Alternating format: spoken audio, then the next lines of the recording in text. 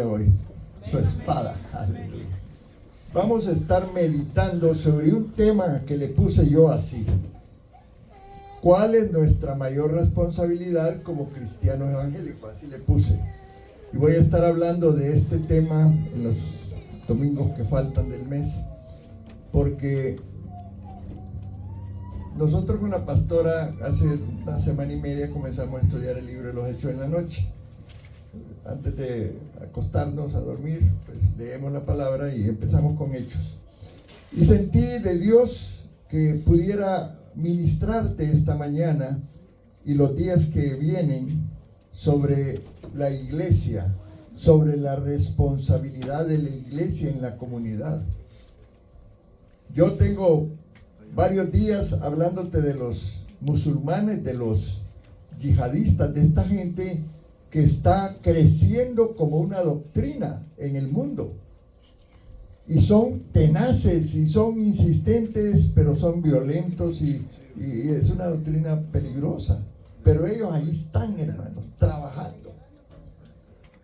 Y el cristianismo también, ¿verdad? Estamos, pero se trata de no competir, porque no se trata de eso. Se trata de hacer la voluntad de Dios. Y allí es donde los cristianos a veces nos conformamos. Estamos aquí cómodos en la iglesia, vamos los domingos, vamos, estoy bien. Pero hay gente aparte allá afuera que necesita conocer de Jesús. Y es por el llamado que Dios nos hace ahí en Mateo 28. Dice: id por todo el mundo predicando el evangelio a toda criatura. ¿Por qué Dios nos manda, nos da esa responsabilidad? Porque es un mandato, no es una sugerencia. Visita ahí Mateo 28, 18 al 20 y tú vas a darte cuenta que allí el Señor nos está dando un mandato. Pero en el libro de los Hechos, ahí en el capítulo 1, versículo 8, nos está diciendo ya más, puntualizando más la responsabilidad. Él dice: pero recibiréis poder cuando haya venido sobre vosotros el Espíritu Santo. Y me seréis, ¿qué dice ahí? Testigos. ¿Qué dice? Testigos. ¿No se oye? Testigos. Sí, testigos. Ya es más específico. Dice: en Jerusalén, en Judea, en Samaria y hasta lo último de la tierra. Y me interesó profundizar un poco en el libro de los Hechos. Con la pastora lo leemos, ¿verdad? Y ahí Dios nos habla a cada uno como Él quiere. Pero empecé a estudiar la historia del libro de los Hechos, que no se llamaba así al principio, se le puso ese nombre, los Hechos de los Apóstoles, así se llama. Que es un libro que si tú lo observas en la última página, ándate a la última página, ándate a la última página del libro de los Hechos. ¿Ok? ¿Ya lo tienes ahí? Ok. Al final del libro de los Hechos, dice el último versículo: predicando el reino de Dios y enseñando acerca del Señor Jesucristo abiertamente y sin impedimento. Ahí termina el libro de los Hechos. Vámonos a Romanos, allá adelantito está. Romanos.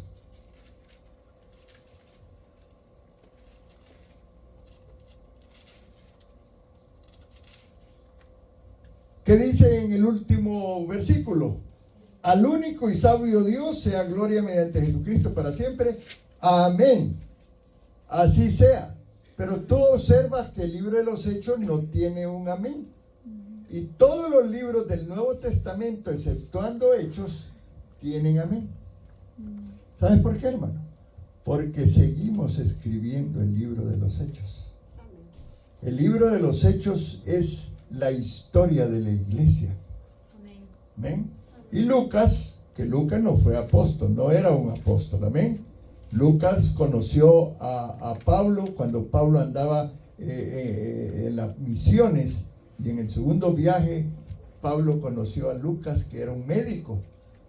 Lo llevó a Cristo, y Lucas, un hombre muy inteligente, empezó a investigar de Jesús, a investigar todos los eventos Y si ustedes notan, léanse el libro de Lucas. Lucas, por ser médico, le puso mucho cuidado a los milagros, a las sanidades. Interesante. Y Dios lo usó para escribir el libro de los Hechos, que es una continuación de Lucas. O sea, es un libro también evangelístico. Y allí es donde Dios nos dice, ¿sabes qué, Tony, Lupita? Yo quiero que me sean testigos.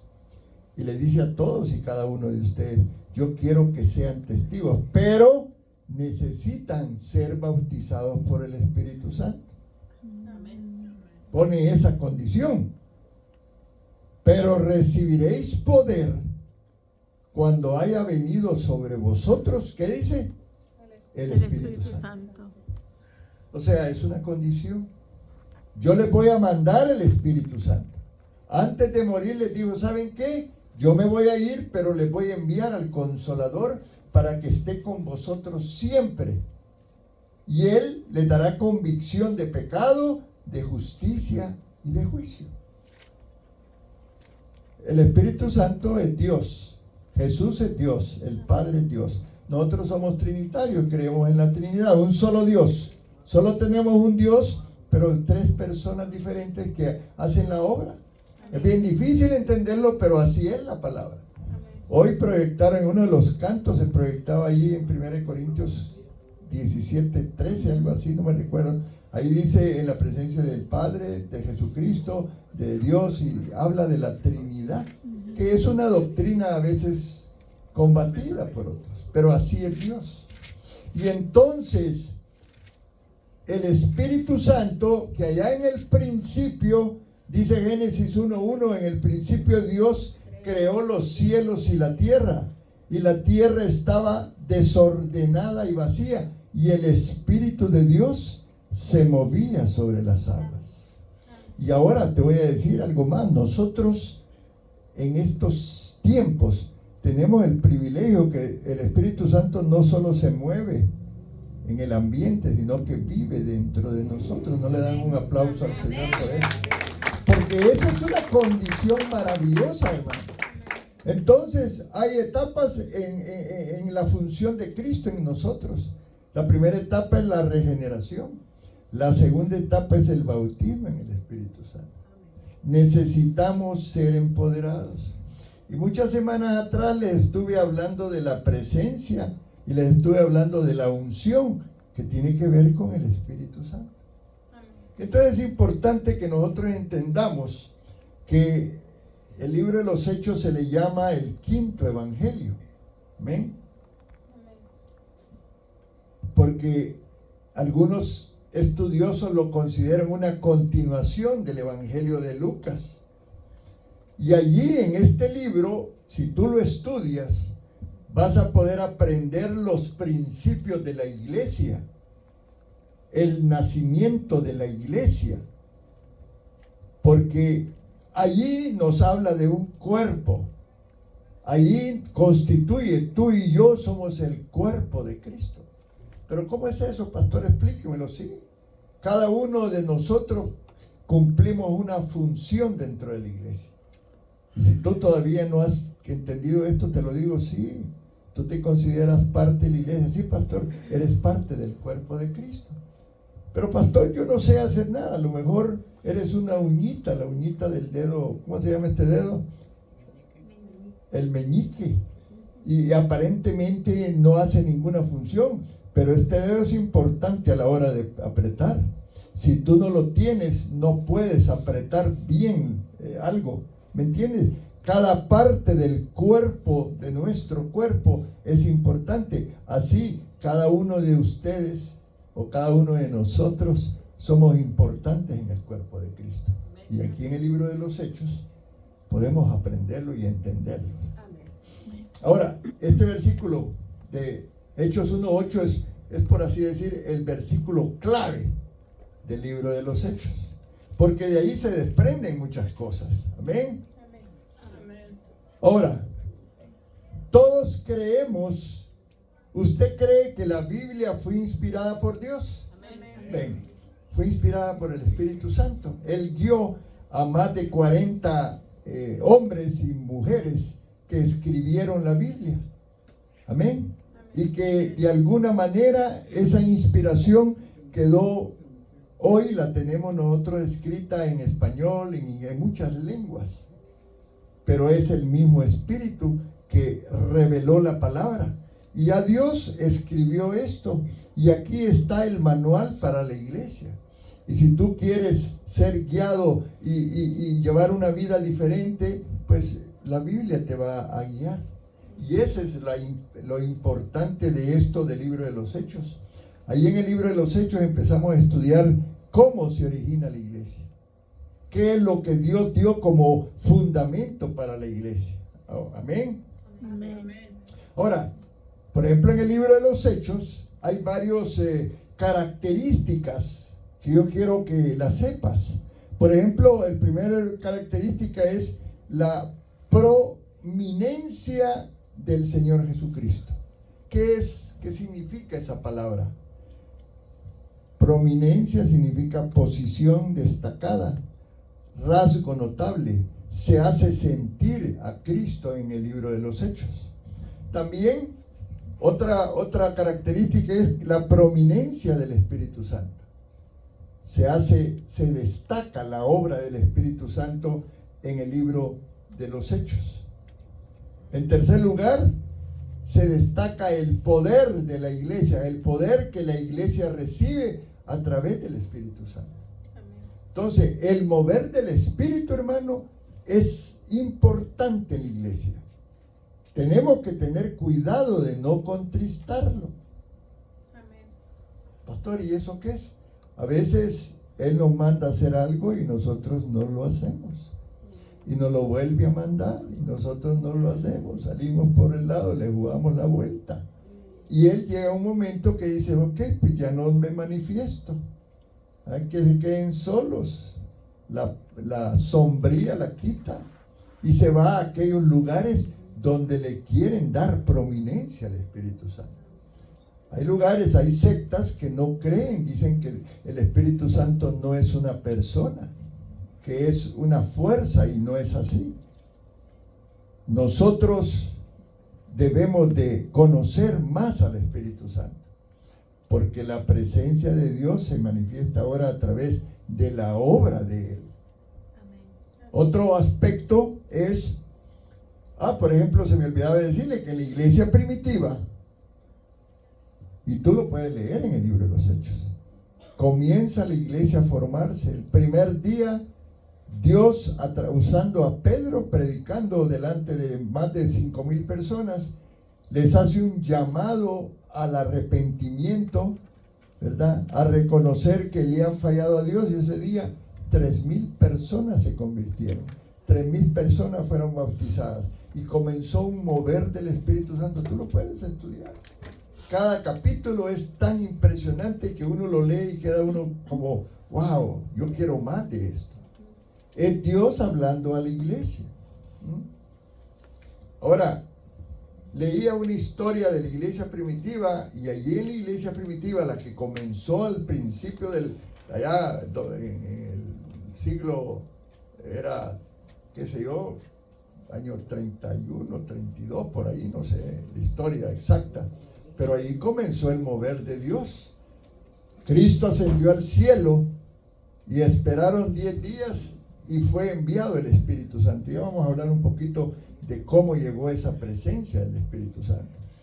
Y dicen algunos estudiosos que en el principio de la iglesia primitiva, el Espíritu Santo operaba con un alto nivel espiritual. Y había muchos milagros, sanidades y un mover del pueblo comprometidos. No dice pues que vendían sus bienes y los entregaban a la iglesia. Era impresionante, eso no es nada fácil, ¿verdad? Hoy te pido 25 y todavía tú dices el 25, es mucho. Pero en ese tiempo la gente vendía sus casas y los daba para que la extensión del evangelio se cumpliera. Ahora, otro aspecto en el libro de los Hechos es la prominencia de la resurrección. Quiero decirte, hermano, que la resurrección de Cristo es el punto central de la predicación del Evangelio. Es el centro mismo de la predicación del Evangelio. Si no hablamos de resurrección, estamos mal, porque esa es la base. Y yo, perdónenme, que no hablo mucho de la resurrección, pero hoy que preparé este estudio voy a empezar a hablarte más de ese tema que es trascendental. En el tiempo del origen de la iglesia, los mensajes centrales era la resurrección de Cristo. Porque eso nos da, se cumple la promesa de lo que va a pasar con nosotros, hermanos. Un día a lo mejor el Señor viene por todos nosotros, no a lo mejor Él va a venir y va a arrebatarte y bueno, va a hacer algo bien especial y después va a regresar con Cristo después de las bodas del Cordero y vas a gobernar con Él la tierra, es lo que la Biblia dice. Sin embargo, están algunos planeando irse para Marte y poblar Marte y poblar Venus. Y ahí salen los grandes millonarios de Estados Unidos haciendo ya planes para irse para allá porque la tierra ya no la pueden soportar. Pero no saben que los planes de Dios son otros. Y en un abrir y cerrar de ojos va a venir Él. Y en un abrir y cerrar de ojos los muertos en Cristo van a resucitar, dice la palabra. Y Dios va a arrebatar a su iglesia y va a ser un evento sorprendente, nunca visto. Los aviones van a ir en el aire y los pilotos que eran cristianos van a ser arrebatados y esos aviones van a caer. Va a ser gente manejando en las autopistas y van a ser arrebatados y los carros se van a chocar. Y dices tú, ¿pero cómo? Pues eso es lo que la Biblia dice. Y dice que tú vas a vivir eternamente en el cielo, glorificando a Dios. Y después vas a venir a la tierra. Algo impresionante. Puede ser una película de esas de ciencia ficción, pero no lo es, hermano. Es impactante lo que la Biblia revela en los postreros tiempos. Pero bueno, aterricemos a este tiempo.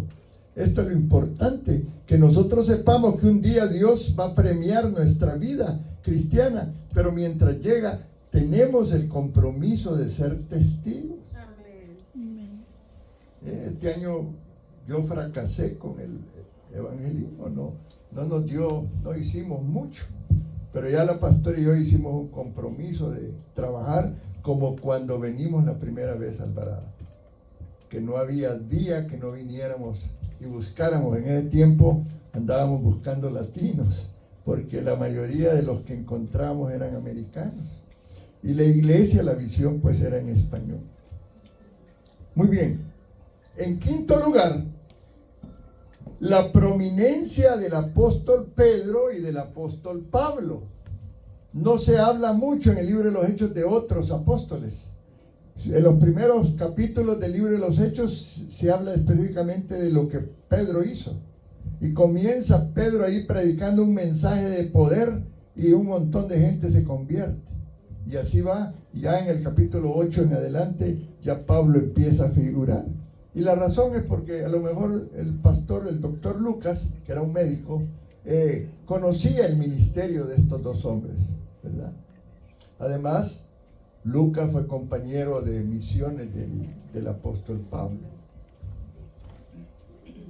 Dice 2 de Corintios 5:16. Hablando del ministerio de Cristo después de su resurrección. Porque acuérdense que Él anduvo en la tierra 40 días hablando con la gente. Dice la palabra, de manera que nosotros de aquí en adelante a nadie conocemos según la carne. Y aun si a Cristo conocimos según la carne, ya no le conocemos así. Ya hoy conocemos a Cristo y tú lo debes de saber. Él está a la diestra del Padre. Lo conocemos como el hombre en la gloria, porque Él en la tierra fue hombre y fue Dios. Amén.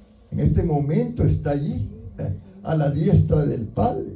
Mientras estamos aquí recibiendo este mensaje, Él está a la diestra del Padre en la gloria. Amén. Y eso está comprobado. Pero no perdamos de vista eso. Cristo intercede por la humanidad allá en el cielo. decía un hombre, te quiero compartir esta experiencia.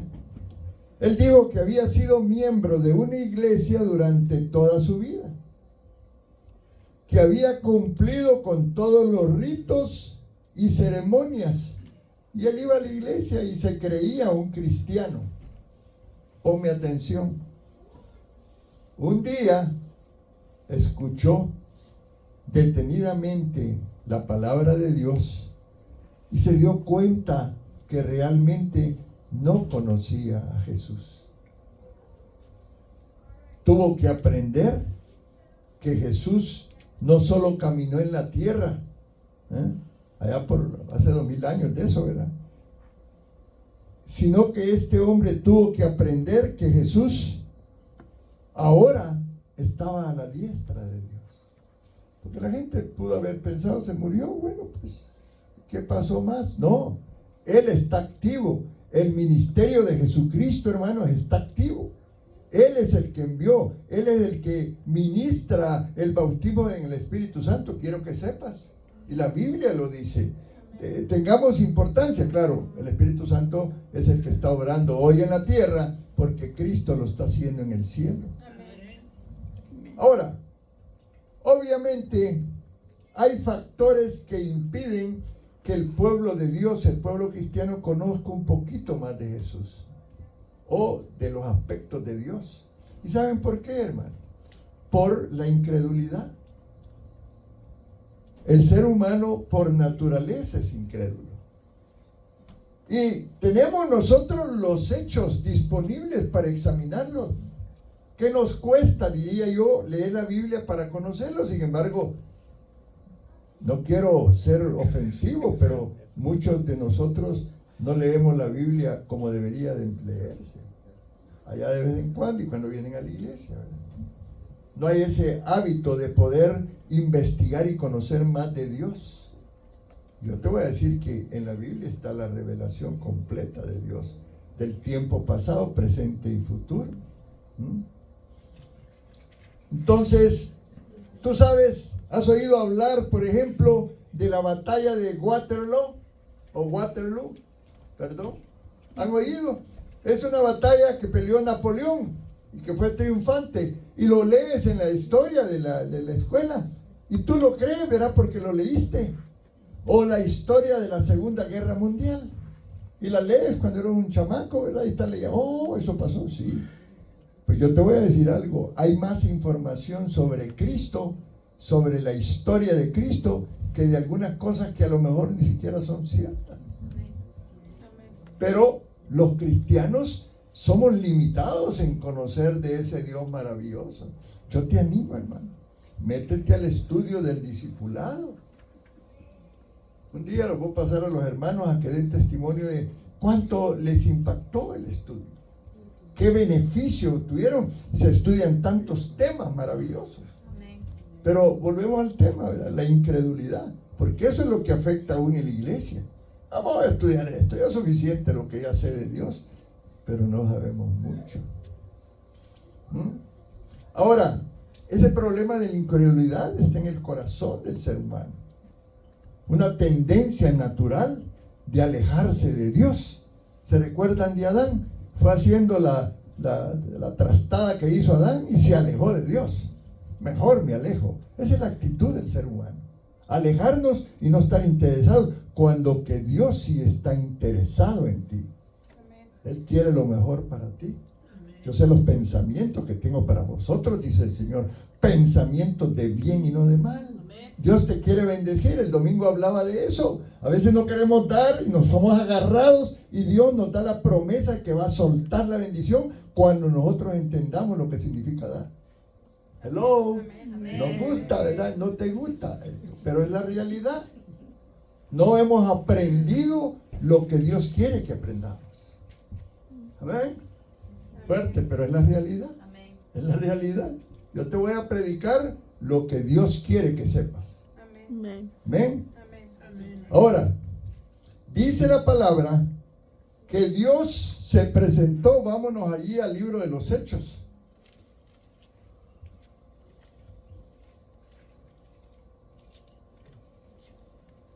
Dice en el versículo, capítulo 1, versículo 3, a quienes también después de haber padecido, se presentó vivo con muchas pruebas indubitables, apareciéndoseles durante 40 días y hablándoles acerca del reino de Dios. Hermoso, hermano. Sin embargo, por eso hay un dicho allí en el mundo que dice: no hay peor ciego que el que no quiera ver. Porque tenemos a disposición tesoros maravillosos en la palabra. Y a veces nuestra incredulidad es mayor que el deseo de Dios. Dice Hechos 1:4. Voy a seguir con el tema. Les dijo Jesús, estando juntos les ordenó: no salgáis de Jerusalén, sino esperad la promesa del Padre, la cual oíste de mí. Cuando Jesús ascendió al cielo, a la presencia de Dios, a la derecha del Padre, como dice el Padre nuestro, Él empezó a darle instrucciones antes de ascender y le dijo: ¿saben qué? Quédense aquí, quédense orando, esperen la venida del Espíritu Santo. Porque, hermanos, era un evento trascendental. Lo que vendría sería el origen de la iglesia. La iglesia para el Señor, para Dios, es importante. Tú y yo somos importantes para Dios. El que tú estés congregado hoy para Dios es hermoso. Dice el Salmo 123, qué hermoso es estar los hermanos juntos en armonía, recibiendo la predicación, ¿verdad? Entonces, y dice allí en el versículo 5, el siguiente: porque Juan ciertamente bautizó con agua, pero vosotros seréis bautizados con el Espíritu Santo dentro de no muchos días. Ese Cristo resucita, se aparece a los apóstoles y a los demás. Dice que como 500 fueron testigos y les empezó a dar instrucciones. Les dijo que algo grande iba a suceder. Les dijo que serían bautizados con el Espíritu Santo dentro de no muchos días. Que ese bautismo era la promesa del Padre. Y Jesús les habló de eso. Y no estaba hablando del bautismo en agua, hermano, que es importante. El cristiano nacido de nuevo, el siguiente paso debe ser bautizarse en agua, ¿verdad? Amén. Cristo les estaba hablando del bautismo en el Espíritu Santo. ¿Y saben por qué, hermanos? Porque este evento del bautismo en el Espíritu Santo coloca al creyente dentro del cuerpo de Cristo, ¿no? Y la Biblia está hablando de eso. Y dice la palabra de Dios ahí en Hechos 1:8, que ya lo leímos, pero lo volvemos a repetir, que habla de la venida del Espíritu Santo en el día de Pentecostés, una fiesta que los judíos celebraban.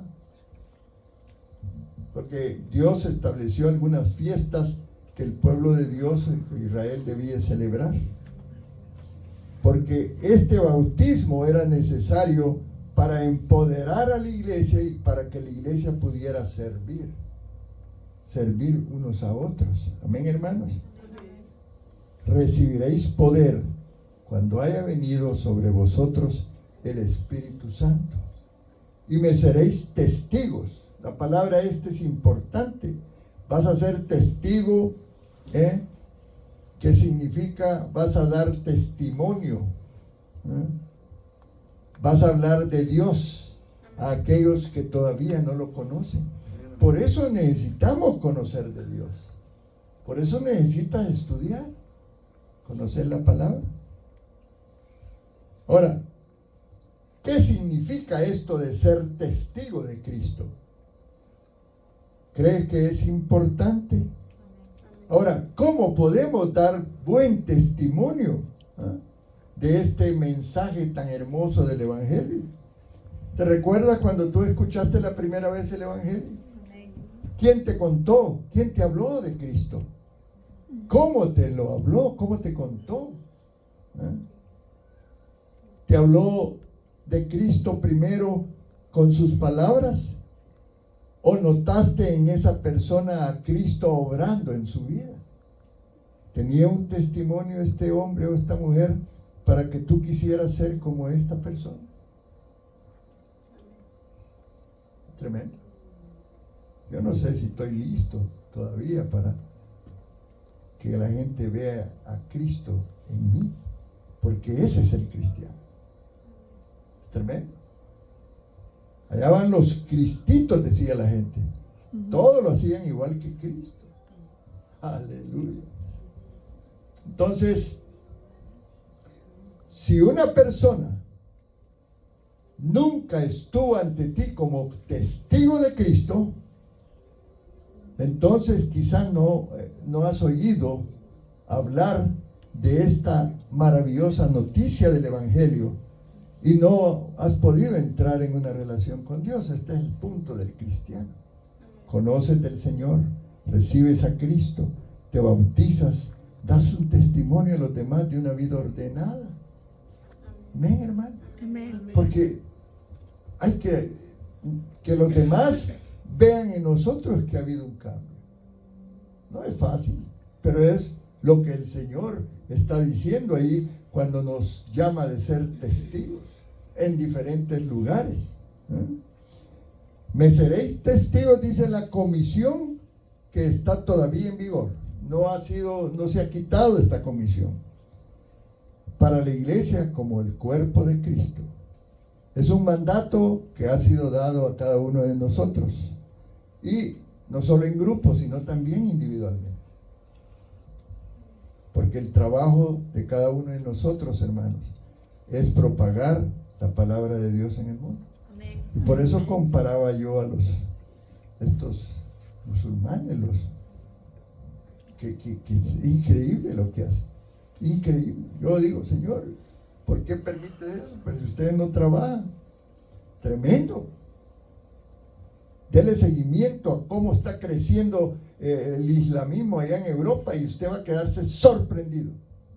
Tienen autoridades en puestos. Aquí ya hay como 6 o 7 políticos metidos en el gobierno. Y ya están cambiando las leyes. Es increíble, ¿no? ¿Y qué hace la iglesia? ¿Qué hacemos nosotros? Nos hemos metido en una concha y estamos juntitos todos calentándonos sin hacer nada. Sí, lo digo por mí. Yo me declaro incompetente este año, no he hecho casi nada por el evangelismo. Pero vamos a empezar a ir a tocar puertas, a visitar, vamos a ir a orar por los enfermos, vamos a empezar a hacerlo. Yo no sé cuántos de ustedes nos van a seguir. Amén. Porque necesitamos que ustedes también se involucren. Amén, hermanos. Amén. A lo mejor hay gente, yo me recuerdo que yo estuve trabajando en misiones, pero antes de entrar a misiones, hace muchos años, yo creía que los misioneros eran los que debían de llevar la palabra a otro lado. No, pues para eso están los misioneros. No, pues para eso están los pastores. No, hermano. El llamado es individual. El llamado es a cada uno de nosotros. Ahora, lo importante es lo que tú creas que estás haciendo en ese campo. Porque un día el Señor nos va a pedir cuenta. Bien, buen siervo fiel. En lo poco me fuiste fiel, en lo mucho te pondré. ¿Vas a abrir tu casa este próximo año para extender el evangelio? Amén. Allá donde vives, vas a invitar a alguien vecino que no conoce de Cristo a que venga a los estudios, a que comparta. Hermano, hay que hacerlo.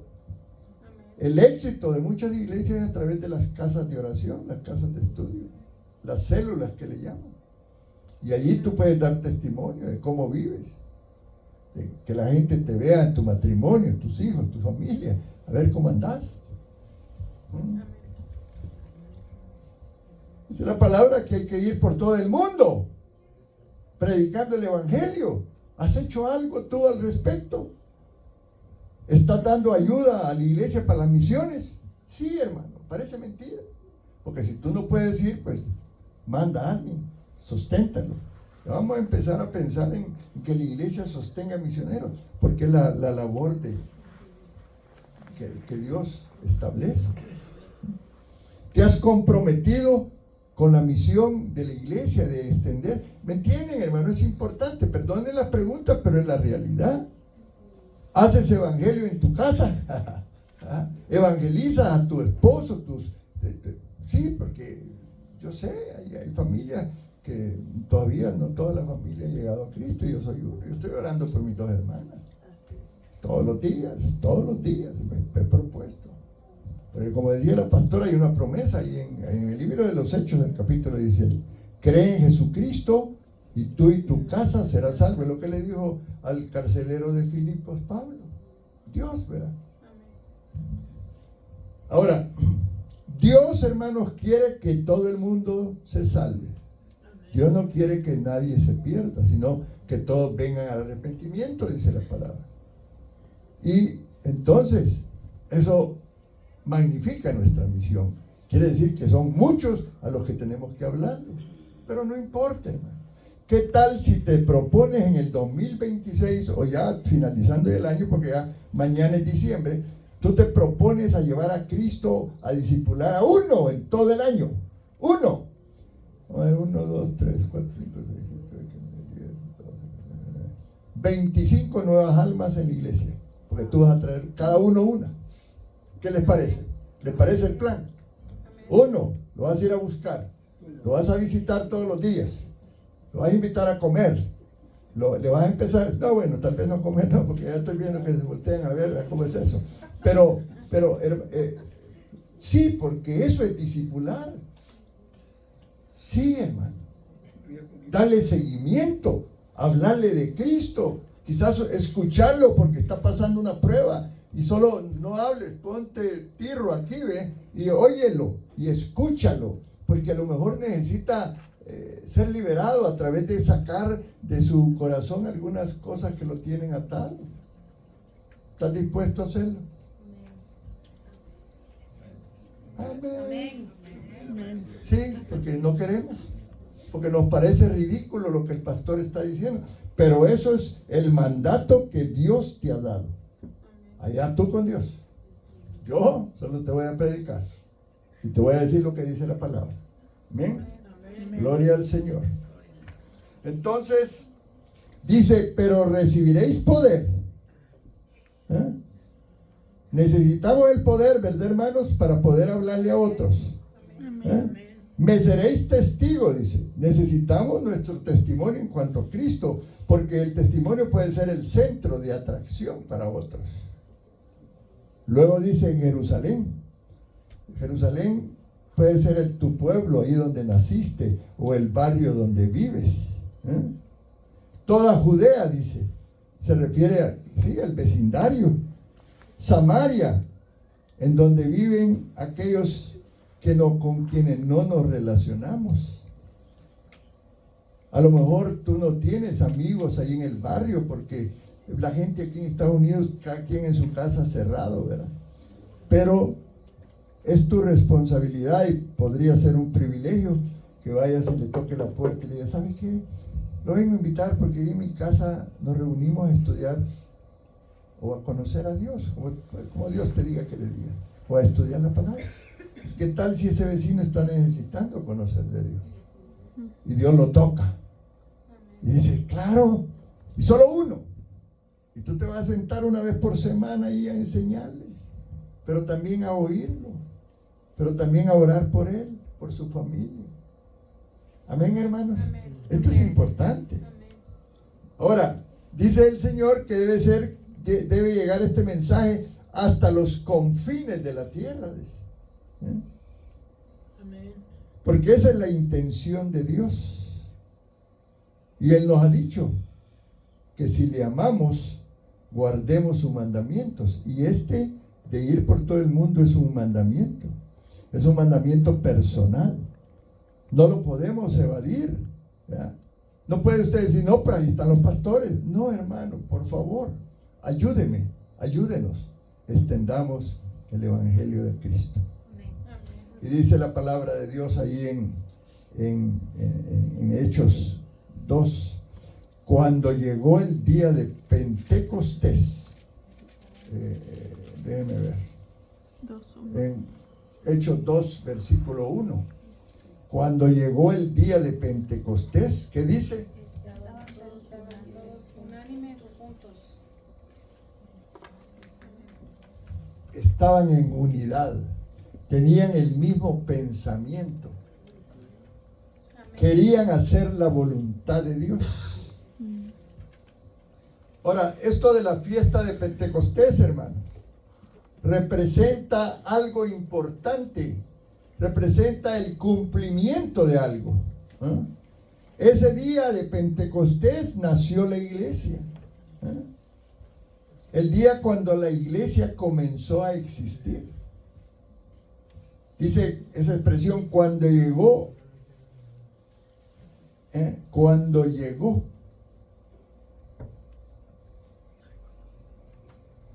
o cuando se cumplió.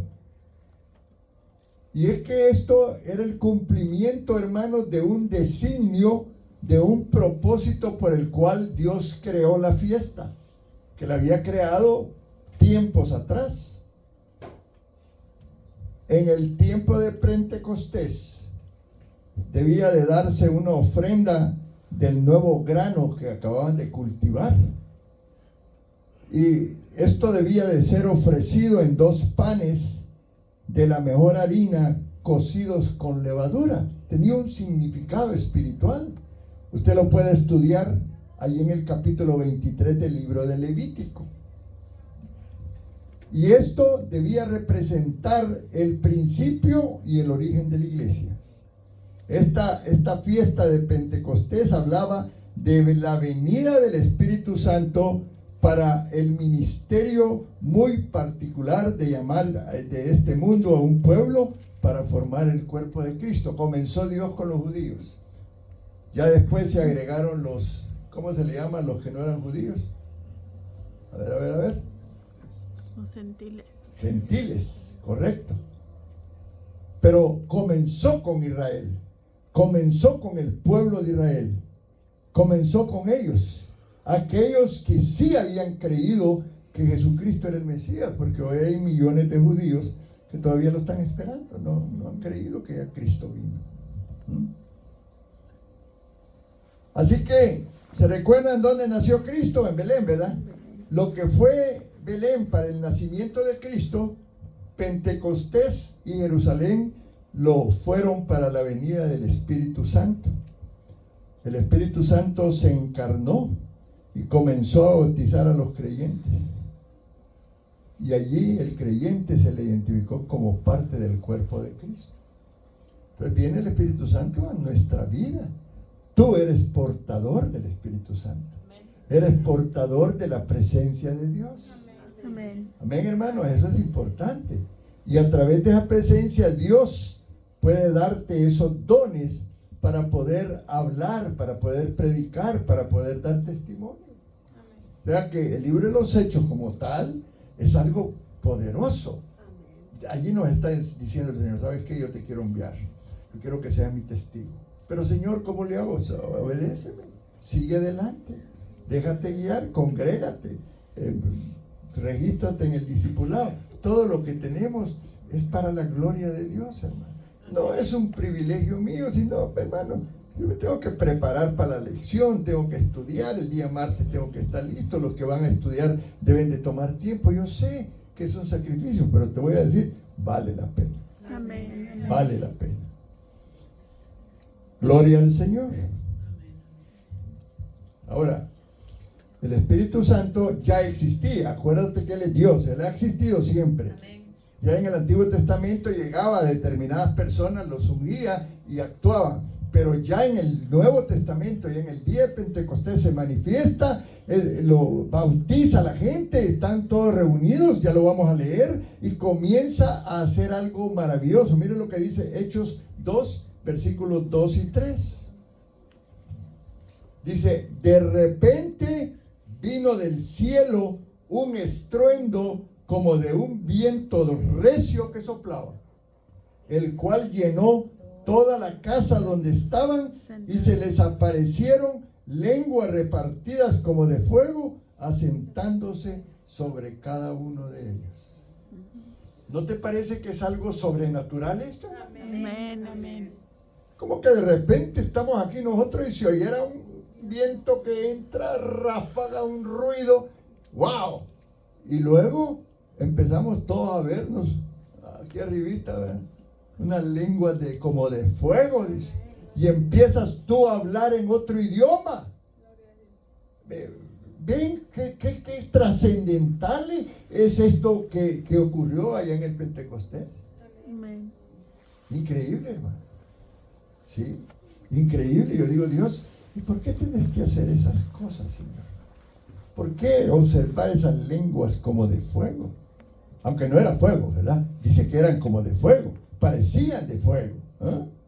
Y eso llamó la atención de los que estaban allí. Eran miles reunidos porque venían de todas partes a celebrar la fiesta. Era parte del patrimonio del pueblo de Israel, reunirse y celebrar la fiesta. Y habían miles. Y entonces con el estruendo y luego que empiezan a, dice ahí en el 2:4, todos fueron llenos del Espíritu Santo y comenzaron a hablar en otras lenguas según el Espíritu les daba que hablasen.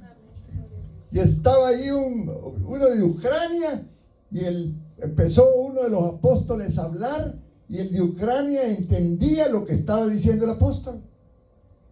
¿Están entendiendo eso? Y lo dice la Biblia. Había un montón de gente de diferentes lugares y empezó el Espíritu Santo a hablar a través de esta gente en el idioma de las personas, diferentes idiomas. ¿No te parece eso que vale la pena que le demos un aplauso al Señor? Sí, es increíble cómo Dios llega a nuestras vidas para impresionarnos, para que nosotros digamos, wow, Señor, qué lindo, Padre. Y hubo una manifestación poderosa del Espíritu Santo. Yo quiero hablar un poquito, todavía tengo unos minutos, hablar del bautismo en el Espíritu Santo, para que tú lo entiendas. La palabra bautismo se origina de la palabra griega baptizo, que significa sumergir. Ese es el bautismo en agua.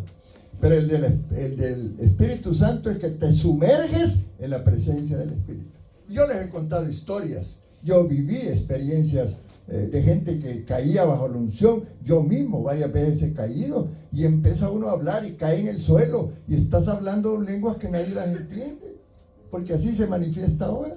Pero hay algunos que tienen el discernimiento de espíritu, Dios les ha dado ese don e interpretan lo que Él está diciendo. ¡Qué glorioso! Amén, hermano. Y ya te vuelve en otra persona. Sí, porque eso es Dios. Somos sumergidos en el Espíritu Santo. ¿Y quién es el que nos sumerge? Cristo, hermano. La palabra lo dice. Este bautismo es diferente, esta experiencia a la regeneración o al nuevo nacimiento. En el nuevo nacimiento el Espíritu entra a tu vida y empieza a regenerar tu corazón. Te comienza a cambiar.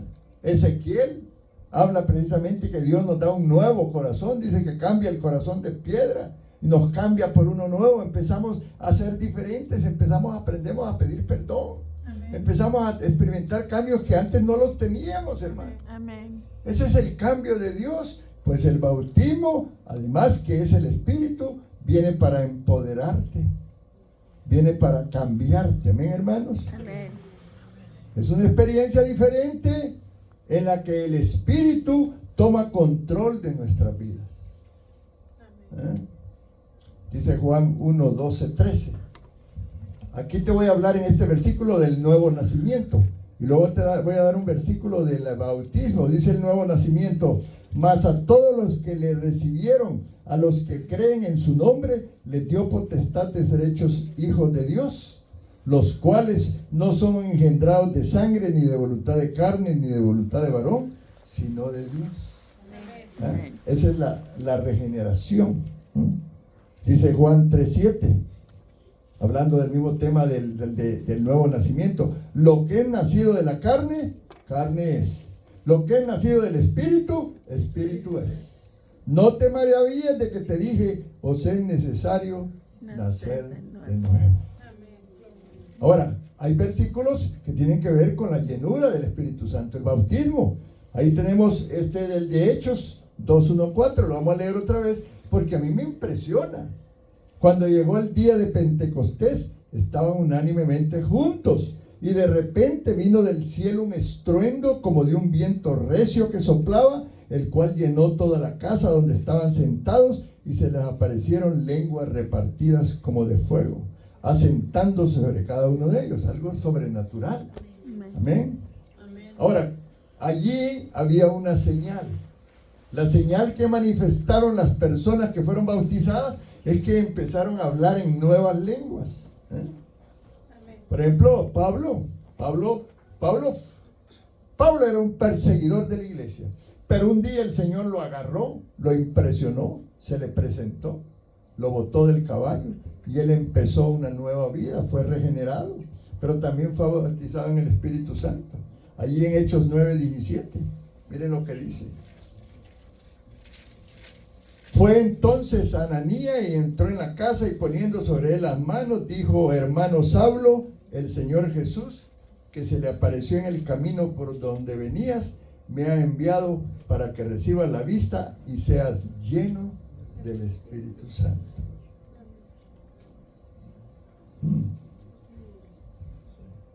Allá en Hechos 19:6, un ejemplo de otras personas. Y habiéndole impuesto Pablo las manos, vino sobre ellos el Espíritu Santo y hablaban en lenguas y profetizaban. Pónganse de pie, hermanos. Vamos a finalizar aquí. Necesitamos ser testigos de Dios. Pero para eso necesitamos ser empoderados. Necesitamos poder de Dios. Necesitamos el bautismo en el Espíritu Santo, que es un regalo de Dios. Él mismo lo dice: recibiréis poder. No anda escogiendo quiénes sí, quiénes no. Todos necesitamos eso. Necesitamos ir a las calles y hablarle a la gente, contar nuestro testimonio. Yo era esto y ahora ya no lo soy. Yo era lo otro y ahora ya no lo soy. Y ahora vivo de una manera diferente. Gloria al Señor. Entonces, un compromiso de nosotros pedirle al Señor y dile: Señor, yo quiero cumplirte la gran comisión, Señor. Yo quiero ir a la gente, yo quiero hablar de mi testimonio. Ayúdame a cambiar para que la gente vea que hay un cambio en mi vida. Amén, hermano. No es así nomás. El Señor es el que trabaja. El Señor es el que cambia. Si aquí venimos algunos pues en malas condiciones, llamémosle emocionales, espirituales, pero el Señor ha ido haciendo la obra en nosotros. Cierre sus ojos ahí y dígale: Señor, me has hablado a mi corazón. He entendido que debo ser testigo tuyo. Capacítame, Señor. Yo me comprometo, Padre, a estudiar más tu palabra. Yo me comprometo a congregarme más seguido. Yo me comprometo a tomar el discipulado, Señor. Yo me comprometo a buscarte más, Señor. A adorarte más. Ayúdame tú, Señor. Espíritu Santo, bautízame. Y que Él le dé esa experiencia. Un día vamos a tener un servicio solo de ministración del bautismo. Y bueno, pues mientras tanto, tú recíbelo. Yo lo recibí cuando fui bautizado en aguas. Cuando me sumergieron, cuando salí del agua, estaba hablando en lenguas. Esa fue mi experiencia. La tuya a lo mejor va a ser diferente, o a lo mejor Dios te va a dar una nueva experiencia de la llenura del Espíritu Santo. Dios es soberano y sabe cómo trabajar. Vamos a aprovechar este tiempo, pastora. Se recuerdan que el mes pasado no celebramos los cumpleaños.